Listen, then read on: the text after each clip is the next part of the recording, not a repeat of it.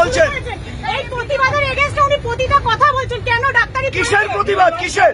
এই আমাদের যে নারী নির্যাতনের এই যে আরজি করের ঘটনা নিয়ে কেন পড়াশোনা করেছে ডাক্তারি, সরকারের পয়সায় কেন করেছে উনি এইসব কে বলছে? কে?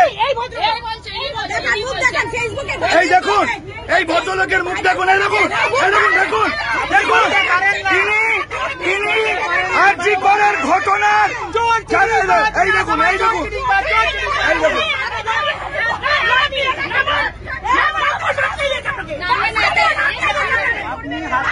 দেখুন, এই ভদ্রলোক আরজি করের ঘটনাকে, ওই নারী নির্যাতনকে সমর্থন করছে, বলছেন যে এগুলো বাড়াবাড়ি হচ্ছে। উনি এই ঘটনাকে সমর্থন করছেন। যে মহিলারা, আমাদের যে ডাক্তাররা করোনা পরিস্থিতিতে প্রাণ বাজি রেখে আমাদের বাঁচিয়েছেন, সেই ডাক্তার আরজি করে ধর্ষিতা ধর্মতলা থেকে যে মহিলারা পাশে রয়েছেন তাদেরকে উত্তক্ত করতে এসছেন।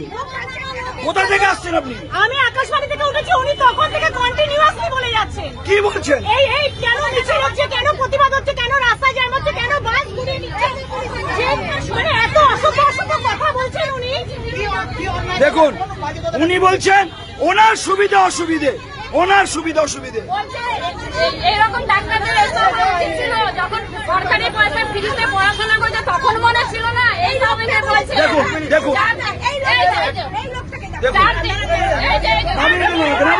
দেখুন, পুলিশ আসছে, নাবান ওনাকে, নাবান, একদম বাজে লোক। দেখুন, পুলিশ এসে নামিয়ে দিচ্ছে না। রাখুন, যে পাড়ার ইনি সেই পাড়ার লোকেরা চিনবেন। এই ভিডিওটাকে ভাইরাল করবেন। এটা 71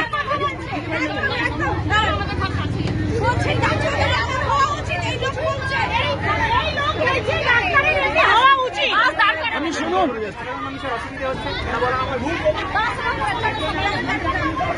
এই কন্ট্রাক্টটা দাদাকে যাতা বলেছে, এই কন্ট্রাক্টটা দাদাকেও যাতা বলেছে আমাদের সামনে। বলছে সরকারি পয়সায় করেছে, ডাক্তারের হওয়া উচিত। ধর্মতলা থেকে প্রতিটা মহিলাকে উত্তক্ত করতে আসছে। এই দেখুন, মহিলাদের গালাগালি করছে উনি।